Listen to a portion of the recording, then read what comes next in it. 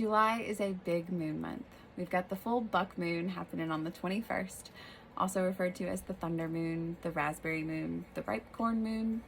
It's got several names, but they all do, and they referred to specific seasons in the time. It gave something for people to focus on, which is kind of what we do when we do new moon stuff and full moon stuff. We force our brain to focus.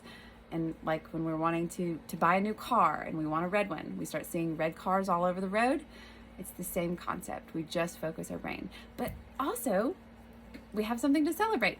July 20th, 1969 was the very first time that someone landed on the moon. Neil Armstrong planted the American flag, as well as a plaque and a little device that we still use today. And I had to write it down because it's a long name, but it's the Lunar Laser Ranging Retroreflector Array, which basically refers to a panel of mirrors that they shoot a laser at, and the travel time between the laser and Earth, well, the travel time from the moon to the Earth, measures the distance.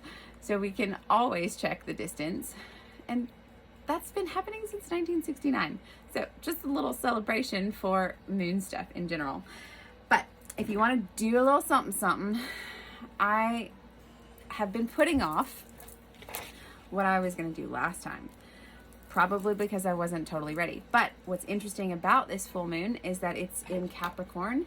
And if you remember, Capricorn was also last month's full moon.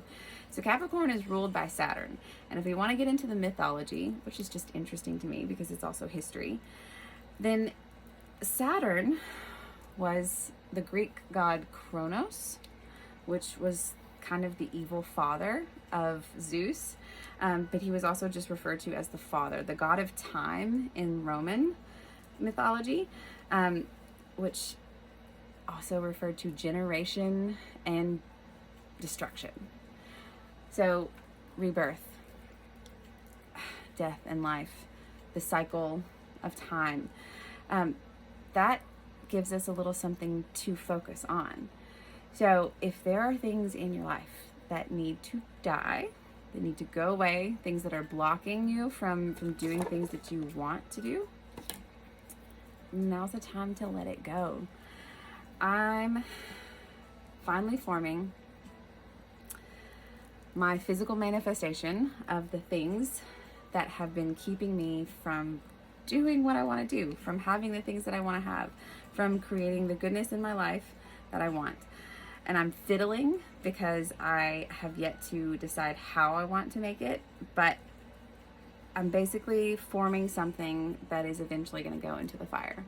I'm going to keep it with me so that I can be reminded of what it is that I want to let go. And in order to figure out what it is that we want to let go, we have to figure out what it is that we want. So again, this forces our brain to focus. Now, we can do that with other things too, like crystals. Again, placebo effect. If we believe that something represents something, typically it does, if nothing else to us. But there are also universal truths, right?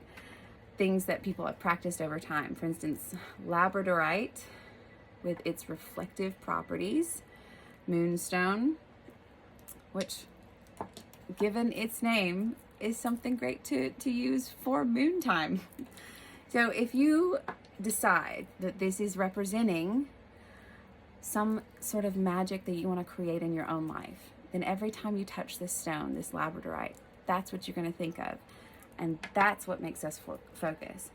But especially around Capricorn full moon, serpentine is a great stone. It's also a grounding stone. So our greens, our Capricorns, root in grounding. It's just something, again, for us to focus on.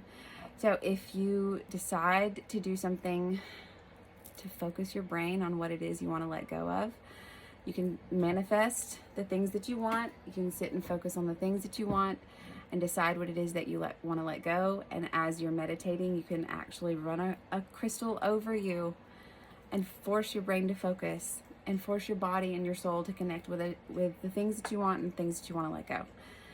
So use things that spark your intuition. If I tell you something that doesn't resonate, then you can let it go. If there's something that does, then take it and move forward with it. But all of this stuff is just to help us to grow and become better creatures, better humans, to leave places better than we found them. People, places, things better than we found them. So if that just means leaving yourself better, then go for it. This full moon, since it's a Capricorn full moon again, we have a second chance. So if there are things that have been blocking us, then we have a second chance to finally get rid of it. Like, are we finally going to make the change? Are we finally going to do the thing that we said that we're going to do?